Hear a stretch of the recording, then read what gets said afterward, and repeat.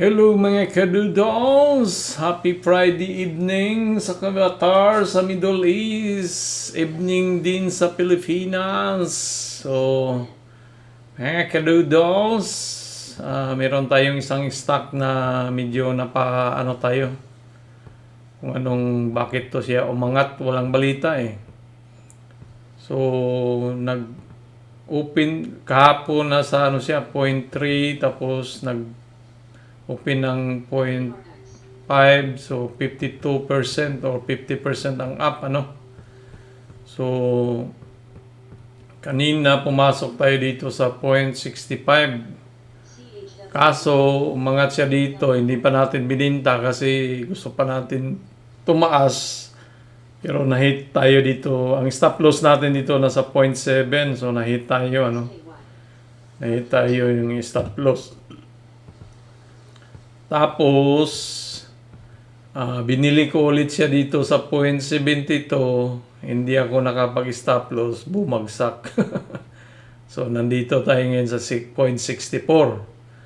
Ang nakapagtataka is 3 million ang free float eh.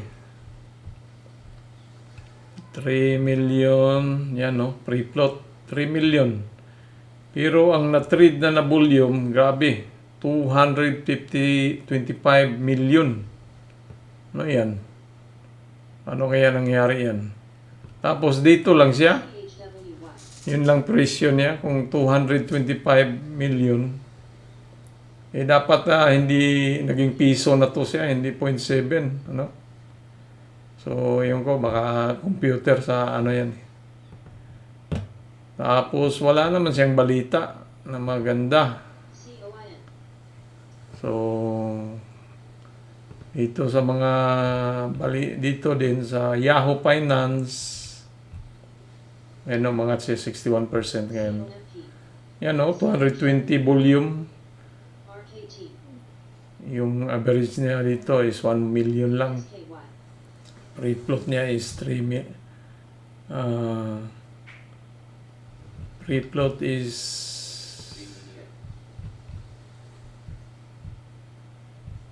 wala namang balita to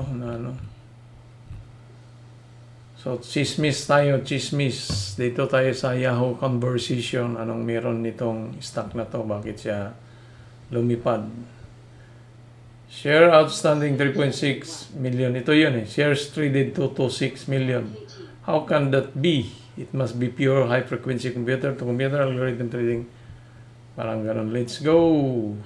Come on, boys. The trading hub. So, the news is simply that the company is looking into a strategic alternative, blah, blah, blah. They cannot raise enough money to go approve drugs, so they are reading to sell technology, partner. So, yun yung bottom line daw, good news daw. Ewan ko kung wala naman lumabas eh. Sabi ni iba, reverse split. I don't know about this look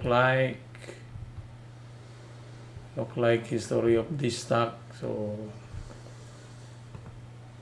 saan ba to si Insin? Anong bansa ba to siya?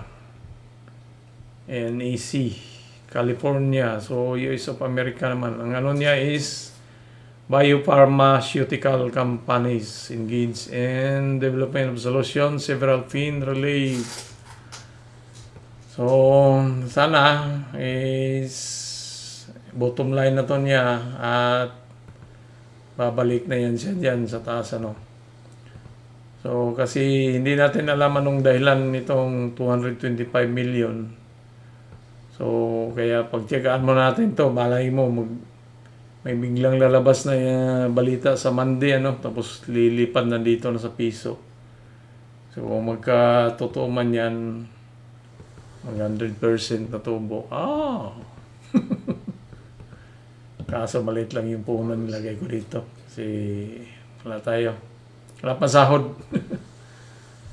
So si IDSA, hawak ko to dati dito si IDSA nung last 2 days.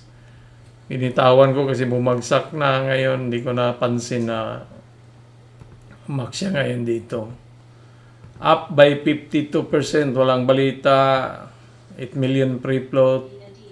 So pag pre-float kasi, yun yung stock na tinitrade lang, 8 million share. Yun yung mga share na tinitrade. So pag maliit ang pre-float, mabilis maubos. Kaya aangat yung isipin mo, 18 million yung na-trade ngayon. So ilang bisis to inikot-ikot yung 8 million na yan, So ang target price naman dito sa EDSA is 14 million. So pwede mong i-long term to.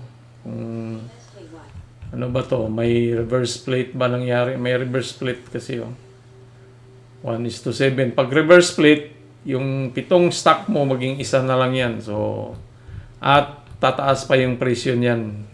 Lugi ka dyan pag maabutan ka ng reverse split.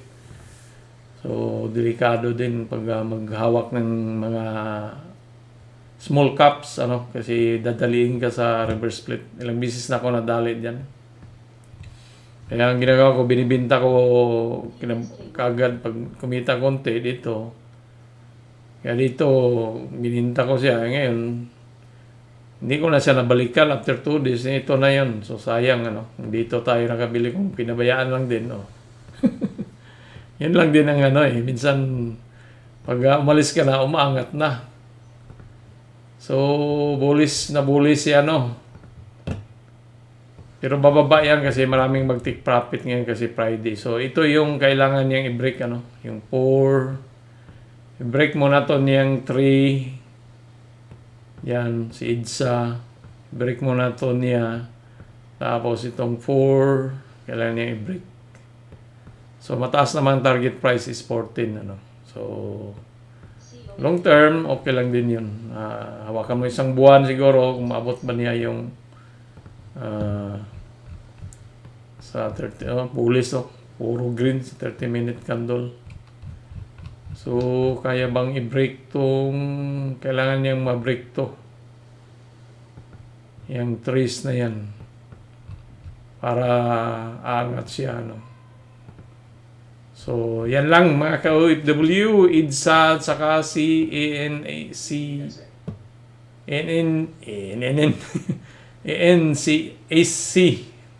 Kaya nagkalitos-litos. Kiramdaman lang to kung anong balita. Aangat pa ba to? Adios mi amigos, mi amigas, babus!